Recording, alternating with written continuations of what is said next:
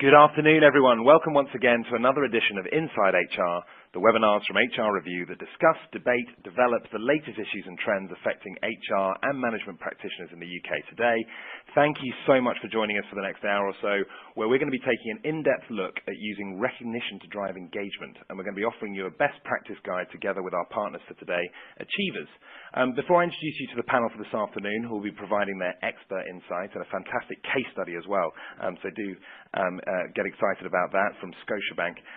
For those of you that may be joining us for the first time, there's a number of ways in which you can get involved with the webinar over the next hour. Firstly, you can ask questions by clicking the Ask a Question button, which is located below the slide deck you can see on your screen. We always set aside some time at the end of the webinar to try and get through as many of these as possible, so please do send us all of those in and we'll get through them as best we can. You can also vote in our polls, and your responses to these really do shape our discussion as we move through the hour. We've got two for you today, the first of which we're going to launch straight after I introduce my guests and run you through our agenda for the next hour or so. And you can take part in those by clicking on the vote button, which is also underneath the slide deck you can see on your screen as well.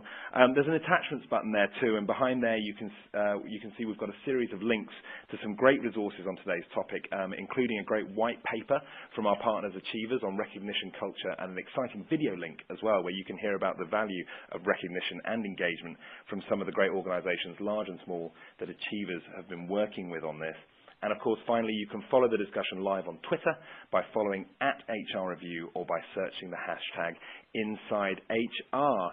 Now, a quick word on our partners today, Achievers. As you can see, there's a slide in front of you. These guys are really passionate about employee success. They specialise in employee recognition programs, and they're here to present what they've learned from their customers over a long period of doing this, and they obviously have a unique perspective to talk about what you and your peers are facing within your organisation and share some examples that they're going to bring to the table over the next hour. So let's introduce my guests. Firstly, it's a great pleasure to welcome Eric Finch, who's the Senior Director of Field Operations at Achievers.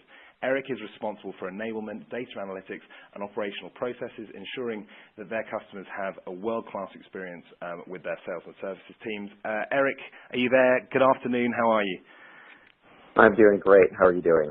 Really good to have you with us, Eric. And we're also really excited to have Ramon Erdilio Vargas, who's the Director of Global Employee Recognition, easy for me to say, at Scotiabank.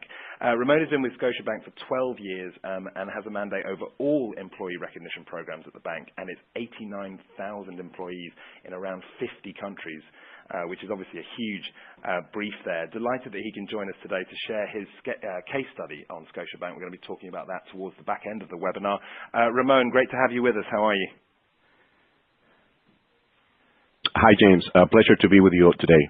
Great stuff. Okay, so let's run through the agenda of what we're going to cover over the next hour or so. So we're going to talk about recognition, the impact on engagement and business performance. We'll talk about the state of employee engagement within that and the impact that recognition can really have on that, and give you some best practices that you can start with, not just in terms strategically over the medium and long term, but things that you can start with right away, some really practical tips that you can take away from this hour. And we're also going to then give you the Scotiabank experience, the case study that Ramon's kindly going to give us as well. Before I bring them in and I get Eric to start talking about the work that Achievers have been doing in this area, we're going to launch our first poll. So the question that we're asking, really simple one: do you have a formal recognition program in place? Is it answer A, yes, we've got a fully automated and integrated program? Is it B, yes, but it could do with some improvement? Is it C, sort of, we've got disparate programs that need to be consolidated? Is it D, nothing in place? Or is it E, you're just not sure where you are with it at the moment? Like I say, please do get involved with that straight away. Click on that vote button, and that will really shape how we progress through the next hour. And we'll bring you our second poll in about half an hour's time. So first off, what we're going to do is we're going to talk about the workplace and where we are at the moment. And I'm going to hand over to Eric almost straight away here. This is an interesting place. I love the two shoes that we've got on the screen. I think it's amazing. It's sort of like a comparison between my dad's footwear and mine. It's fantastic. The focus in the workplace has shifted from the employer to the employee. The workplace is changing, isn't it, Eric? Tell us a little bit more. Yeah, absolutely. So you think about companies today versus companies in the past. When I first joined the workforce, it was about 30 years ago. And to be fair, James, I was just happy to have a job. Sure. I was expected to show up for work at a specific time. I was told what to do. I really had very little say in my own development. It wasn't about how I felt. It was about what the employer wanted done. If we look at this shift, we'll take a look and see exactly what it requires. So on the next slide, we're really looking at the shift between yesterday's workplace and today's workplace. And the shift is really going to require an alignment between what a company is doing and what the employee actually values. Again, going back to that example I was just sharing when I joined the workforce, it was very much about I'm getting a paycheck. It was about stability. I think the expectation was you were at an organization for 15, 20, 30 years. It was pretty much the norm. Yeah, John F. Kennedy had a great quote back in the 60s talking about ask not what you can do for your country, but what your country can do for you. And that was very much the thought of employers back then. But that's really shifted now. When you think of work today, people stay at the job 4, 5, 6 years at the most. They're continually looking to advance their career. They want opportunities to grow. They want to feel that they're at an organization that values their input, that is really listening to them, that is providing a sense of purpose, that is providing that personal growth, and recognizes what they do. I was listening to a story from a lady. She was about 22, and she works at Salesforce. And you think of a company like Salesforce, which is a cutting-edge organization. And she had a great job at Salesforce. She really liked what she did, but she was texting me, telling me how much she hated her job. And I was asking, why do you hate your job at Salesforce, which 2 days ago you were saying how much you loved? And she was telling me she really didn't feel recognized. She finished second in a monthly contest they were running. And when they had their company-wide call, what they did is they talked about the person that finished in first, and they didn't talk about all of the other contributions that all of the other employees had made. And what that did is that really was a dissatisfier to her, and felt that this company doesn't actually value me and the work that I'm doing. When you can reach this alignment, when you can actually align the values that an employee has with the values of the organization, what you're going to find is you're going to find a very engaged employee. I travel quite a bit, and I had an experience recently at a hotel.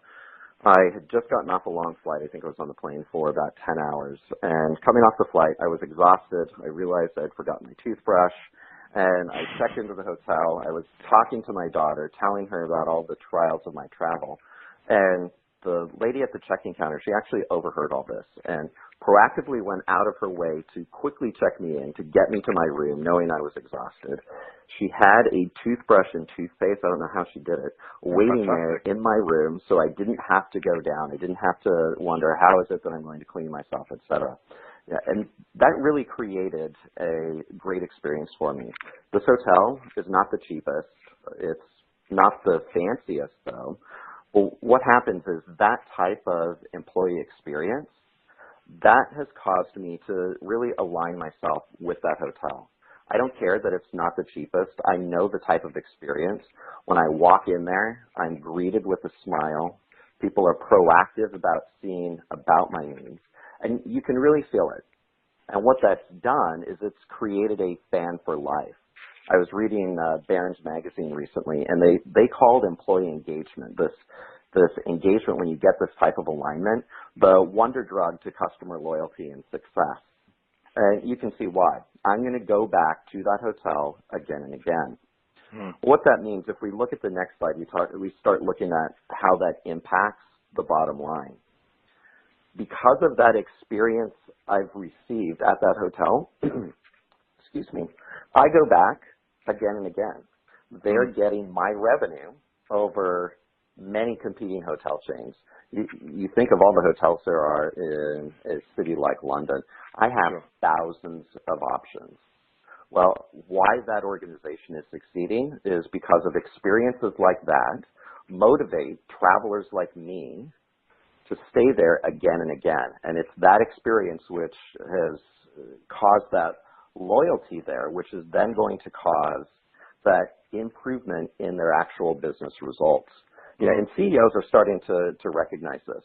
It's So this hard is tangible, sometimes. isn't it, Eric? Sorry to interrupt your flow, but this is Oh, tangible, isn't it? This is something that, and this is Achiever's position, isn't it? Because a lot of HR practitioners listening will be very familiar with the term engagement, and they will, a lot of yeah. them, maybe most of them will have an engagement strategy, but there's always an argument about how tangible this is. You're saying that this is very tangible, and this is something that you can measure.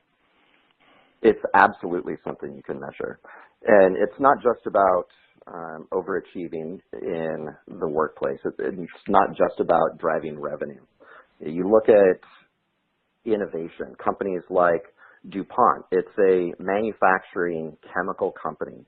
And what they're doing with recognition is really targeting it at a specific business value. In their case, it happens to be safety.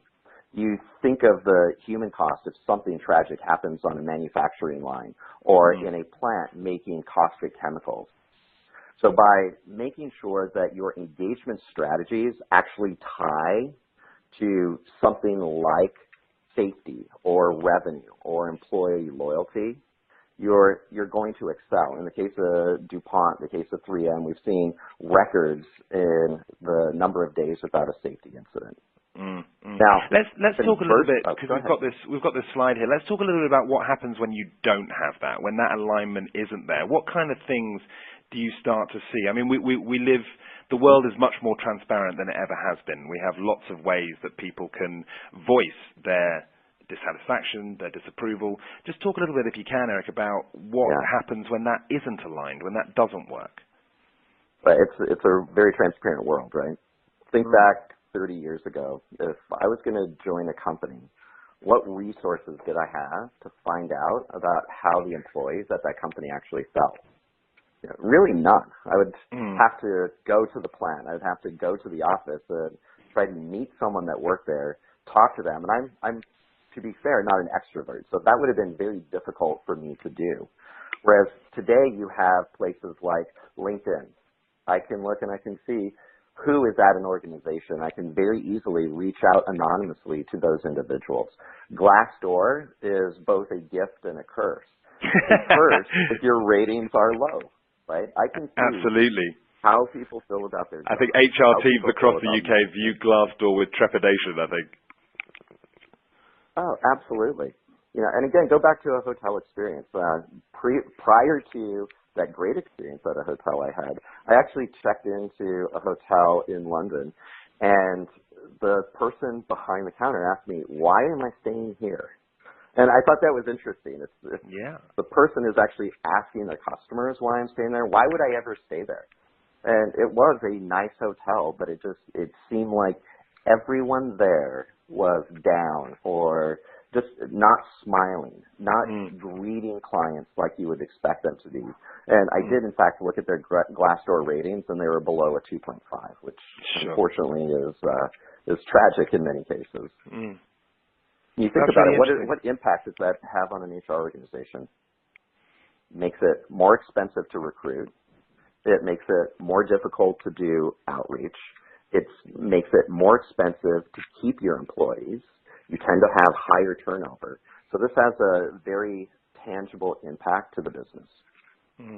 That's really interesting. And again, these are things that you can tangibly measure. And we've got some stats here. We've got a global poll done by Gallup that says that 24% of workers globally were actively disengaged, 63% were not engaged, and only 13% of the world's workforce is actually engaged in their work. So, I mean, that's massively striking, isn't it, Eric? That's something that, you know, there's obviously tangible improvements that we can make here and really realize the benefits of that. Absolutely. When you think of that actively disengaged stat, I think that's probably the scariest of all, right? That's the Lord Voldemort of the story there. Nearly a quarter, 24% of those people. which means they're actively turning away your clients, actively talking bad about your organization, actively making it harder for you to succeed and for you to find new staff and for you to then align and engage that staff. So how do we stop the cycle? Eric, what's the simplest way to improve engagement? You look at what some of the experts are saying, and I view the Harvard Business Review as a very reputable source. They recently did a study, and that study showed that recognizing employees is the simplest way to improve morale and engagement. And you think about that. If I'm a manager, what's one of the best tools I have in my pocket to creating a satisfying experience for one of my employees? It's a simple thank you. It's, you did great today, James. I saw you do X, and X was fantastic. Thanks a lot for the effort you put in today. The challenge is they can be this ability to recognize an employee is very informal in nature generally, and it can be very ad hoc.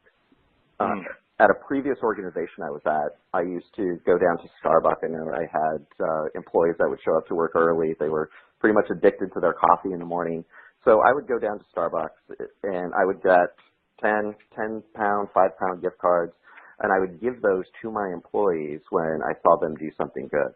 But no other manager was doing that. And it was an effective tool on my team, but it's not an effective tool at the organization because it wasn't widespread.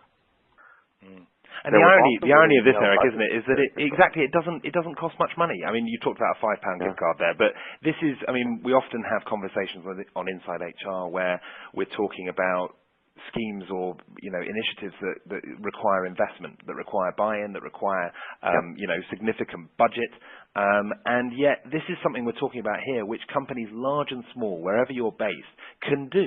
So let's turn to that and let's talk about some of the sort of practical things that we can do to start encouraging that recognition culture within an organization, because that's what Achievers really specializes in, isn't it?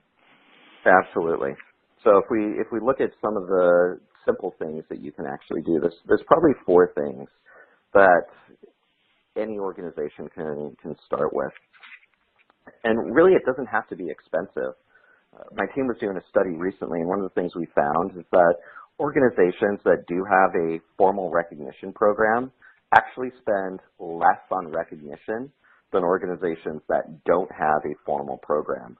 So people think about getting a formal recognition program as something that's difficult and or expensive, and it's really not. It's actually just the opposite of that. But if you're going to make recognition successful, if you're going to use this as a tool to drive engagement in your organization, you can really break it down into 4 simple rules. You want to make it easy, simple, timely. You want to make it frequent. If I say thank you once, and that happens to be on December 25th, and then don't say thank you again until next December 25th, I'm not really creating a culture of recognition there, right? Because I'm sure there are organizations that do that, aren't they? They do the thing every Christmas where they give everyone a Christmas card and say, thank you so much for your hard work. But actually, this is something that's got to be a culture. It's got to be something that's happening all the time. Absolutely. Well, and it also has to be driven by all. You can't just have it be done by one person. That Starbucks example I talked about, that was great, but it was great for 7 people. It wasn't great for 90,000 people at my organization. So it does have to be driven by all. And last but not least, it does have to be focused on business results. I talked about DuPont, 3M, both the same from a manufacturing standpoint. They actually focused it on safety. It's kind of interesting to think that an HR program at a manufacturing organization can have an impact on safety, but that's exactly what they found. And I know Ramon is going to tell you about some of the great examples that are going on at Scotiabank as well. Absolutely. So let's break down these. Let's break down these 4. So let's start off with the first one you mentioned, which is making sure it's simple and timely. So how does that work? Yeah, absolutely. It has to be simple or people won't do it. You think about processes today, and the number of forms, the number of processes, web pages, apps that people actually have that they can go to and do something. If it's complex, they're just not going to do it. They're used to a world where I can go on Yelp and I can see a review of a restaurant and I can see it quickly, and I can see it easily, and I can see it exactly when I want it.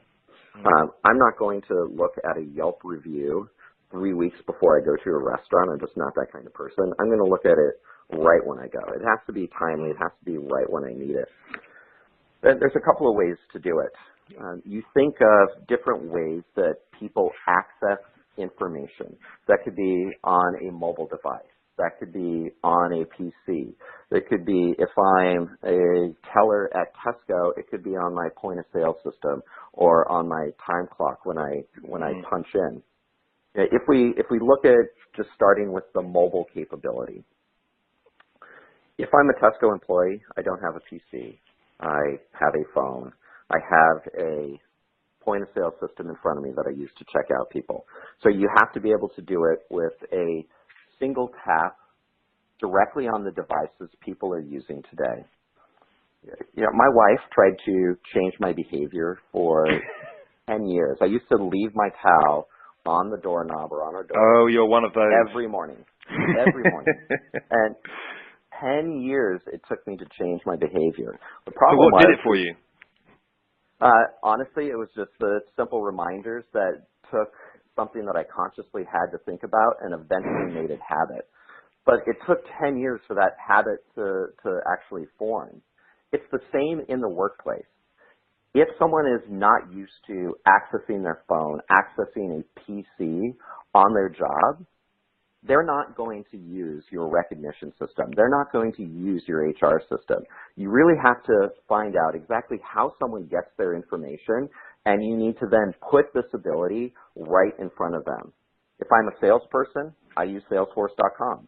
So instead of making them go to a mobile phone, instead of making them go to a recognition website, I'm just going to put the ability to recognize right within Salesforce, and then they'll do it. If we happen to use Workday, and when everyone comes into the office and they sign into their PC, up pops their Workday profile, which you can see on the next slide. If I want someone to recognize another individual, I need to put it right within that Workday application. If I'm using SharePoint, if I'm using an employee at McDonald's using a point of sale system, they watch another checker actually do something great, you should be able to do it right within that point of sale system. You shouldn't have to wait for break. You need to make it timely, otherwise they'll forget. Fantastic. So we're talking about it making it simple, making it timely, and making it easy to access for a multi-generational workforce like the one we have in the UK. We talk a lot about that you know, we have the most multi-generational workforce that we've ever had. Let's talk about frequency now. And the importance of making sure that it's not just that sort of, you know, CEO Christmas card, you know, in December before the festive season, that it's something that really happens all of the time and becomes a culture within your organization. Well, you know, I go back to the Christmas example. I'll make it a little more personal. You know, I don't sit there and track every great thing my 8-year-old does throughout the year and just write it down, and then on December 24th, when we're talking about the present she's going to get, and tell her, you know what, Sophie, you did all of these things great. In January you did this. In February you did this. I don't sit there and I don't tell her that one time a year. If she does something great, I tell her immediately. And the more she does something great, the more I tell her, what I find is that the more of those great things she actually does. It's a repetitive process, right? It's like a ladder of goodness. And so the more I do something, the more I reinforce that positive behavior I'm looking for, the more of an impact it's actually going to have on her. We do that in our personal lives all the time. The odd thing is why don't we do that in the workplace? You know, people aren't going to feel recognized if you do something 0, 1, 2 times a year. But if they're consistently being recognized for all the great things they do, it almost becomes, it's no wonder Barron's called it a wonder drug, right? Because the recognition becomes addictive. You want to excel because you know that excelling is having an impact. Sure. And you are being recognized for it. So there's a direct correlation, isn't there, between the frequency of the recognition and the engagement level, surely? Absolutely. the more people are recognized, the more engaged they are in the workplace, period. Fantastic. Okay, and your third point that you mentioned at the top of this, which was making sure that it's being driven by everybody. It's not, like I say, it's not just your senior leadership team. It's not just your HR team, which is normally who it's left to, isn't it? I'm sure there'll be lots of people nodding, watching this, going, yeah, they always leave it to us to make sure that everybody's happy. Sure. It's about everybody. It's about everybody buying into recognition as a way of building their workforce. Absolutely. I saw a recent stat. It said that managers probably see about 30% of the good things that their employees do. Yeah, and that, to me, that's a sobering statistic. If managers are the ultimate judges of an employee's performance, and I'm only able to see about 30% of what my employees are doing, I have a problem there. And that problem can be solved by making tools like recognition available to everyone, so that if I'm a teller at Tesco and I see the teller next to me take a dissatisfied client who had a challenging experience in our store, and I watch that teller or that cashier turn that experience around, and by the time that person leaves, they're happy. And I know the manager for that cashier is nowhere to be found, and I can go in and I can actually do the recognition myself. What happens is I'm just creating a recognizable moment that is visible to everyone. So now my manager can see it. Now the executive team can see it. They can see all the great things that our employees are doing. But it does have to come from somewhere, and it shouldn't just come from senior leadership. It actually needs to come from managers throughout the organization. Yeah. That cashier experience, what triggered me to do that recognition? Well, typically it's because my manager did that to me. One of the things we found is that if you can get that line manager to recognize an employee, that employee is then in turn 2.5 times more likely to recognize someone else. And that someone else tends to be a peer. So all of a sudden, you're creating this visibility to all the great things that are happening in your organization. So just quickly, Eric, how do we do that? Because we, again, on InsideHR, devolving things to line management is one of the key things we talk about when we're talking about anything, whether it's performance management, whether it's recognition, whatever it is we're talking about.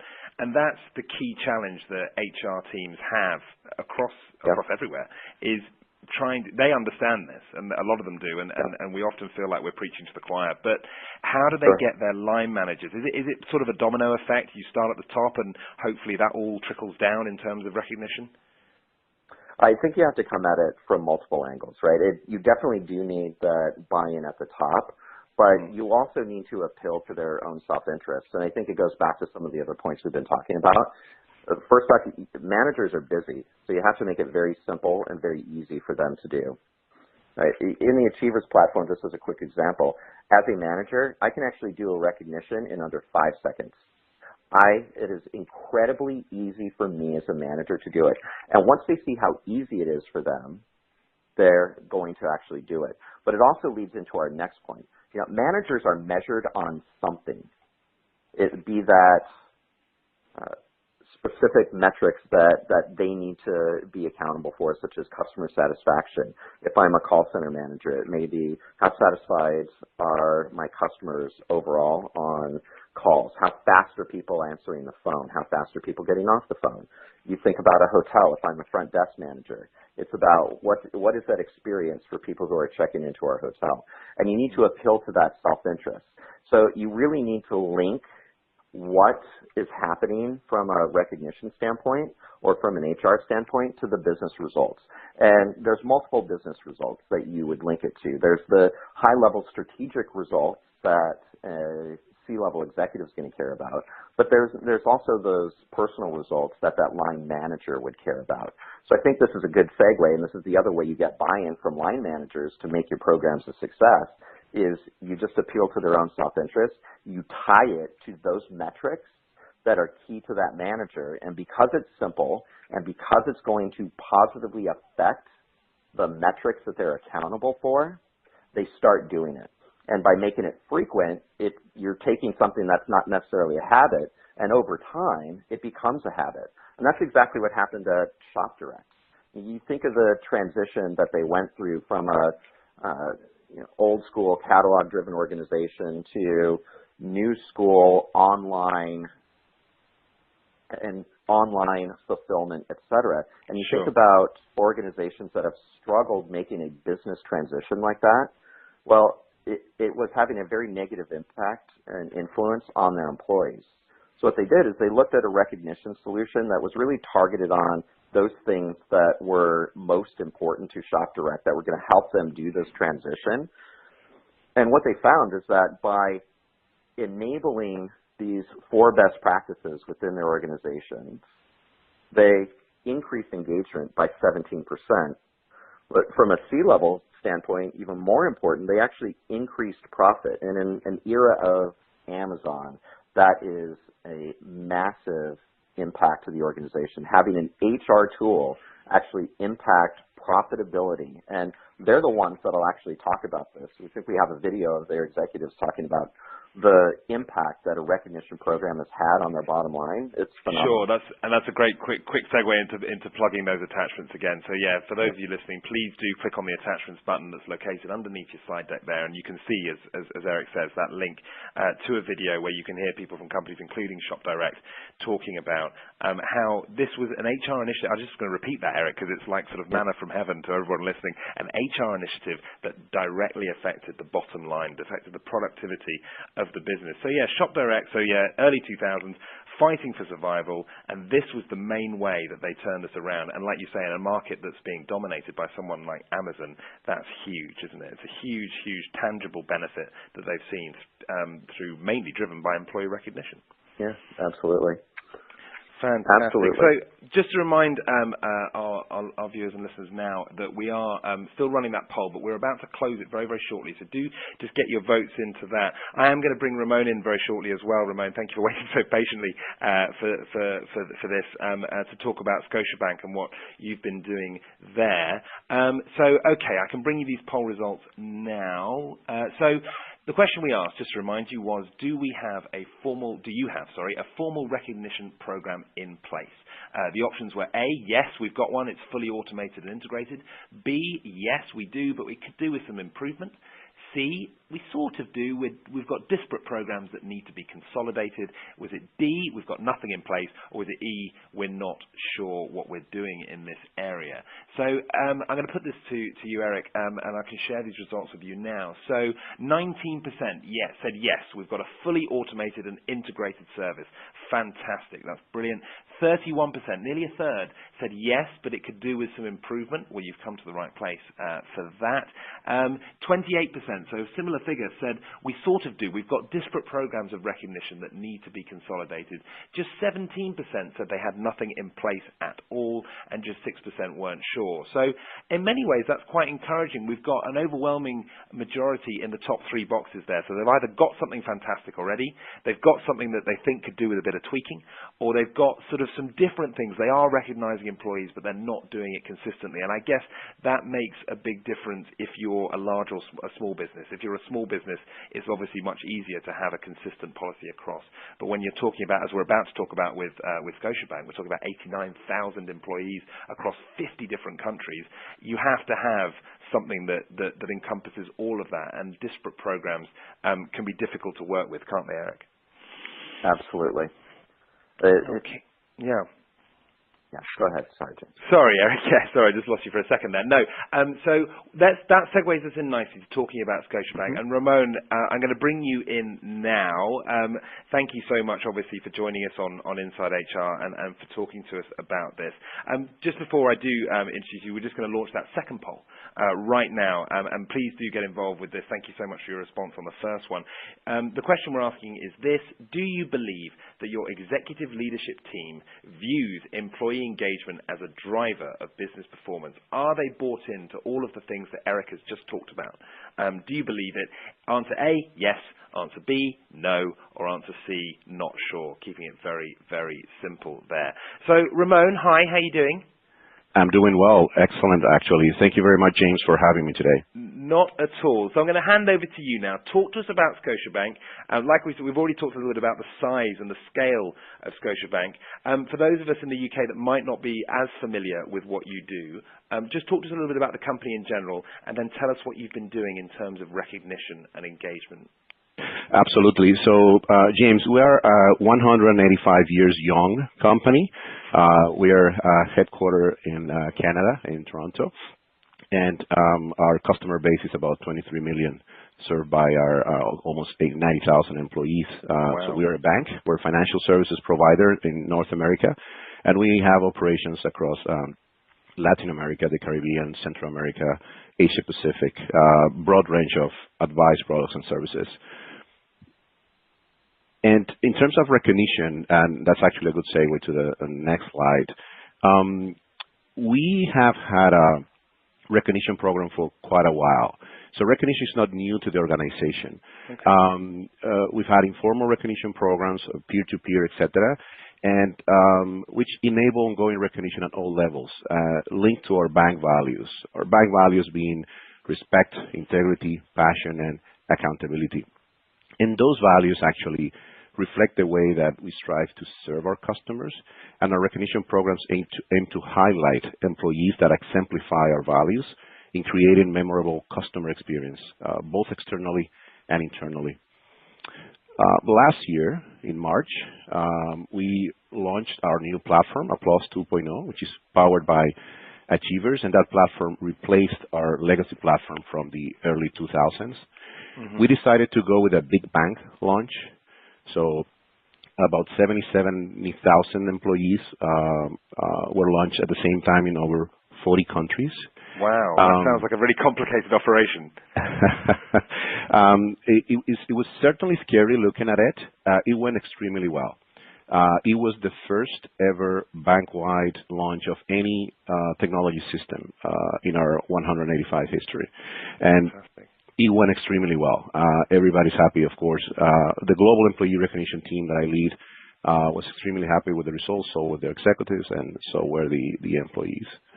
And actually, I like the survey that we have going on right now, James, because one of the key things that made a difference for us as we were planning launching this platform was executive buy-in. So all across the, sure, the planning phases, in preparation to launch, et cetera, from our senior executive steering committee and our chief human resource officers and other senior executives, we really got excitement, buy-in, and promotion from them. So that was quite important. Of course. And that's something we talk about a lot on InsideHR is that need at all levels for anything we're talking about. Like I said to Eric earlier, whether it's performance management, whether it's recruitment, whatever it is, you need to have that buy-in from the top, and that's what really can kickstart a really effective initiative. That's right. And the other thing that you also want to always do and take into consideration when you're doing something like this is to over-communicate. And what I mean by that is leveraging multi-channel communication. So, email is something that still some of us value, but many of us or many out there don't necessarily follow. But, leveraging internal sites, word of mouth, leveraging program ambassadors, having your champion structure, network out there, that's quite important to get the word out and get people excited. Absolutely, and it's a lot of the work that you've done has been about integrating it with all of your systems. Is that right? That is correct. So one of the things that I wanted to mention before we talk about integration, James, very quickly, is sure, that all of our regular employees contract are entitled to full participation. We give our people managers Applause points at the beginning of each month, and the ones that have not been used do not carry over. And this is to, generate that usage and sort of encourage constant recognition, going back to what Eric was saying before. And those points can be awarded to any participating employee in the bank, and they can also be earned by other programs. In terms of integration, this is quite key. Employees in different countries and different business lines spend their time in different systems or platforms, and even different devices like laptops or mobile devices. So our program is accessible within the bank network. We've enabled single sign-on, which means that people don't need to remind their usernames or password when they're within the bank. And we also have the platform in our mobile devices, and people can access from home. And going back to what Eric mentioned earlier, making it easy for everybody to engage in recognition is quite key. So we've added a button in our internal social communication and collaboration platform, which is called Scotiabank Live.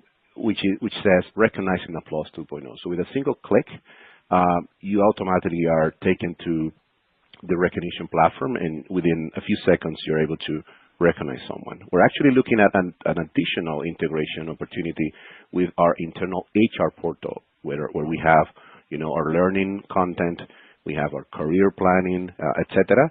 So we're already looking into that because, again, we want to make it easy for everybody to interact with recognition. Fantastic. And with going back to something you said earlier about the applause point, you've almost created a common currency of recognition, which is really interesting. It means that whatever part of the business you work in, whatever your job role, and as you said, whichever way you're accessing systems throughout the business, there is a sort of a common measurement, a common currency of recognition that means that everybody sort of understands their value to the business. That is exactly right. And what we used to have in the past, and probably some of the people who are participating in the call have had in the past or have today, were the classical gift cards, physical gift cards externally. The challenge with that sometimes, of course, is that you can't track activity. You don't know who gave what to whom. You don't know why was it about, etc. So a lot of challenges there. We used to have countries where cash was king or items were king, so we just moved to a common currency in the platform, as you said, which makes things simpler and also allows the employees to accumulate that currency and use it for whatever they want versus us telling them what they need to have or receive based on what they did. Fantastic. So we've got a slide here that shows some of the analytics that are helping you measure how effective your Applause 2.0 program has been. Just walk us through what everyone's seeing on their screen there. Absolutely. And before I do that, what I would like to mention here is that it's quite important for us to be able to leverage the data to show recognition activity to all levels in the bank. So, executives want to see this, employees want to see how the program is going, etc. So we believe in full transparency.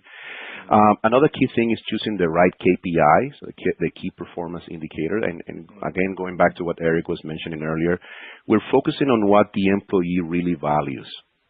So we're actually taking action on employees' feedback. We went out with a global employee survey a few months after we launched the program, and actually we're doing it again next week. We're starting for 2 weeks. It's an annual survey, and one of the key takeaways that came back from that survey is that the most relevant recognition for our employees come from their direct manager, not from senior executives or peers or former programs. Recognition from direct manager. So you will notice that out of the 5 KPIs that we have in this graph, 3 of them, the 3 that are graphs, are KPIs that are related to people managers. So the first one at the top, 90% employee activation, means that out of our 87,000 employees, 90% of them have activated their accounts.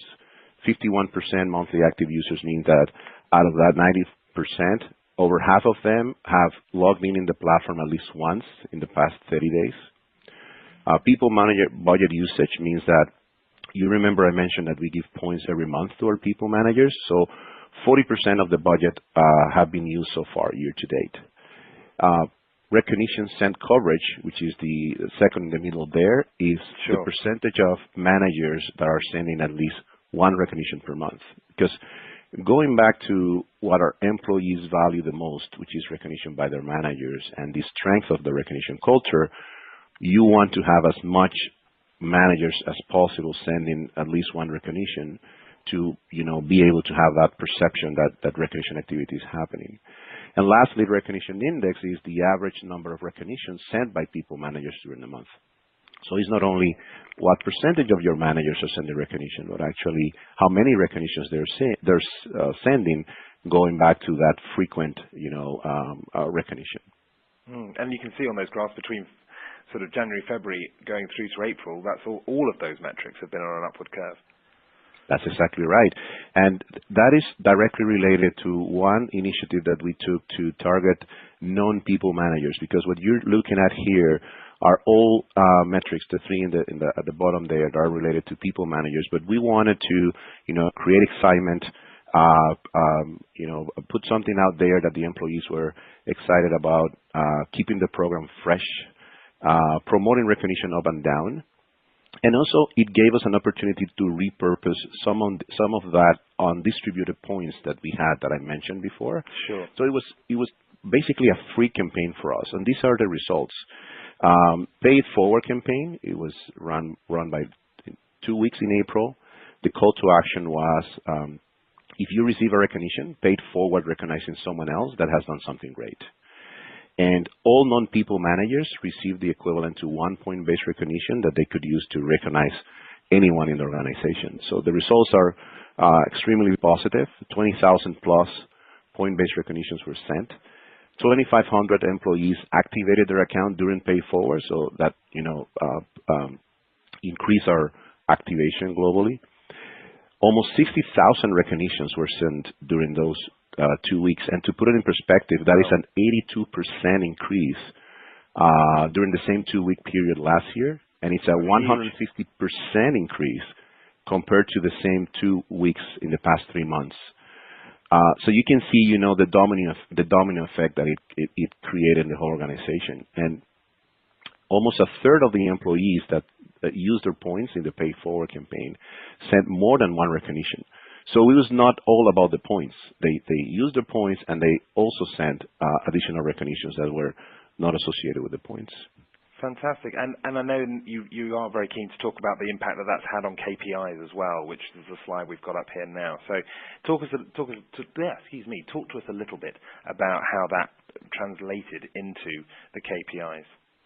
Absolutely. So the Pay Forward campaign was one that was targeting specifically our employees, but the positive results actually spilled out to our people managers' KPIs.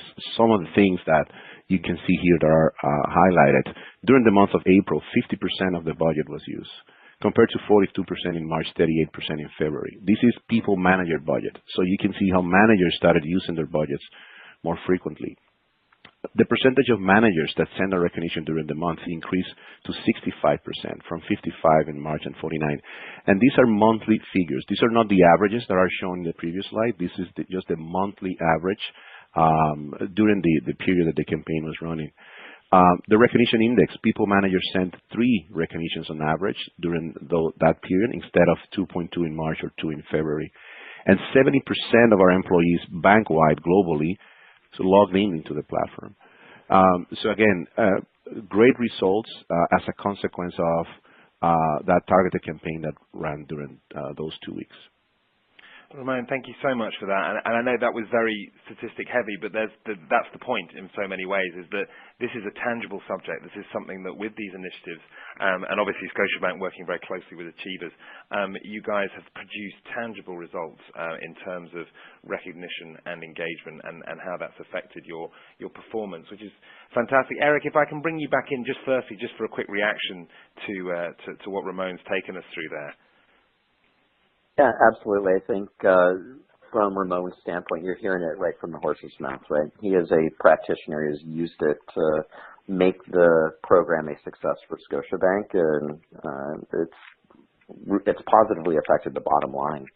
When you think about different ways to do recognition, it's not just one way. It's making sure that you're taking into account all of those different best practices we talked about, but most important, making sure it's tied to some type of result, either a tangible business result like Ramon was discussing, like we discussed in some of those case studies, or a result focused on an internal metric, something like employee engagement, employee satisfaction, raising something like the results of an employee engagement survey from what they are today to what you want them to be in the future. So you're not having those issues on Glassdoor that we talked about earlier.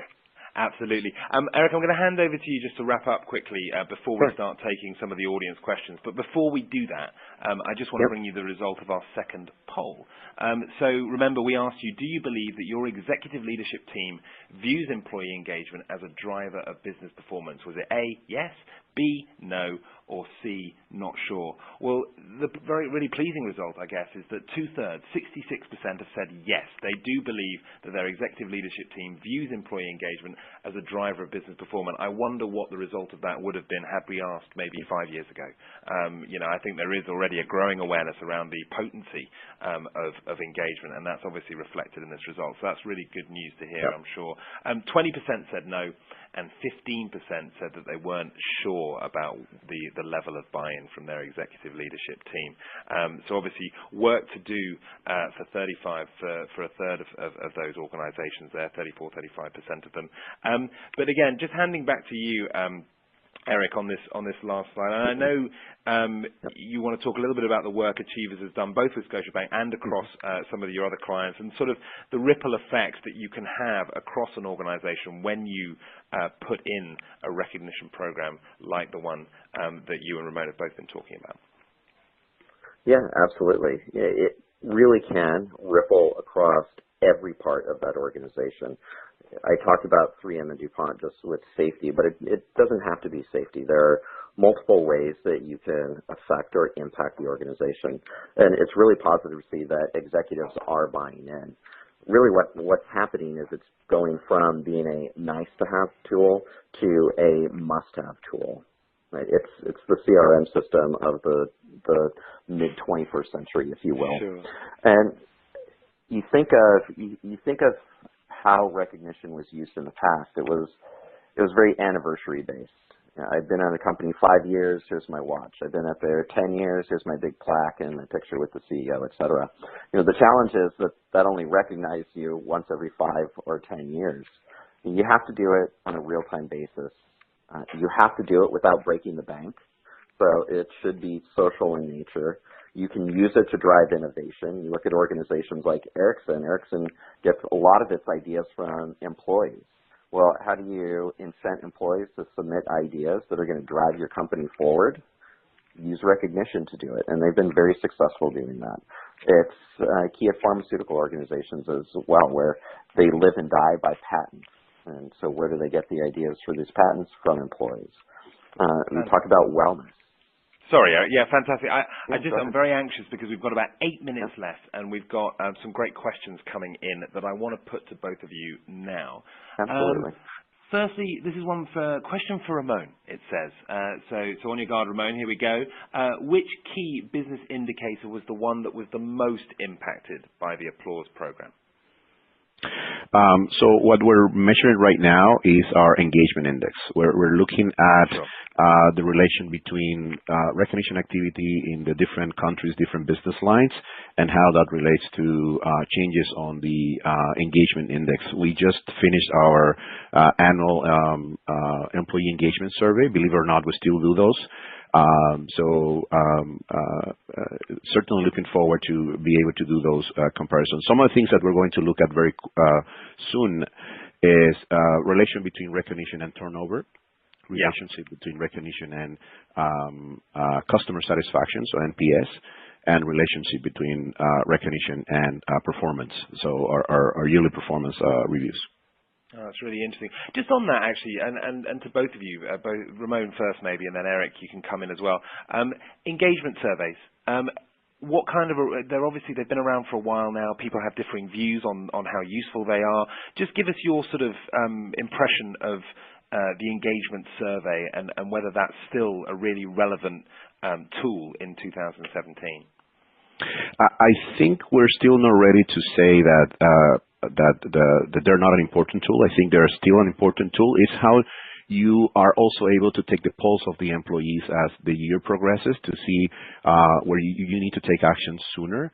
At this time, waiting a whole year to look at results and taking action is just not good enough.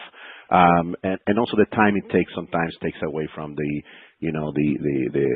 fact that the employees want to participate on them. So we're certainly going to have them, I think, for a while longer, but we will be mixing that up with more frequent pulse measurements. Fantastic. So, Eric, it's a bit similar to the Christmas card conversation that we had earlier. They're useful and they give you a really good snapshot, but it can't all be based on an annual engagement survey. Yeah, absolutely. They have to be complemented with something more. Fantastic. Okay, another question here. And this again, I guess this is to both of you, but obviously maybe Ramon first because we were talking about points, your applause points. Did the point system, was there a danger that it drove bad behavior? You made it numerical, you made it metric, and a lot of sort of behavioral stuff might have been all about getting points rather than actually the effect of what they were doing, if that makes sense. I've not explained that very well. Making it numerical can sometimes mean that people miss the point of the behaviors that you're trying to encourage. Yes, no, and that's a great question. And one of the things that we thought about when we made the decision is that we cannot manage to the 1% and 2%. You will always have employees that are going to game the system or are going to believe that it's about the points, etc. But it's actually about the behavior. So we're very clear that what you're rewarding is, the employees are exemplifying the bank values.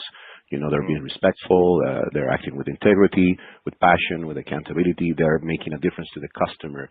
And when you see that, that's what you need to recognize. The other thing you need to remember or know about is that about 67% of our recognition in the platform is non-point based. So the point base is not the majority of our recognition.